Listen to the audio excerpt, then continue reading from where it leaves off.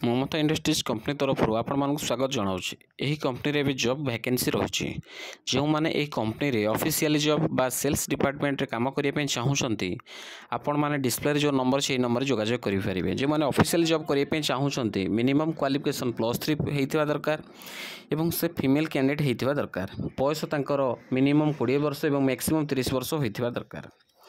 जो मैंने sales department रे काम करने चाहूँगी मिनिमम 10th पास कि 10th फेल होता दरकार एवं बयस 18 वर्ष और 30 वर्ष होता दरकार। एवं यह केवल जाजपुर जिलार जो पिला माने अछंती जो माने पाठशाठ पढ़ी से माने ही केवल ये कंपनी सहित जोगाजोग करके जॉब करेंगे। जदि आपण मैंने आउ कि जानापी चाहूँगी डिस्प्ले जो नंबर से आपने नंबर जोगाजोग करेंगे। यही कंपनी ऑफिस रही जाजपुर जिलार एरबांग सुजनपुर आपने कंपनी पहुँची डिटेल सब जिन बुझीपारे जानीपारे। यही कंपनी हूँ बहुत बढ़िया कंपनी। जदि आपने कंपनी जॉब करने चाहूँगी आपने डिस्प्ले जो नंबर से आपने नंबर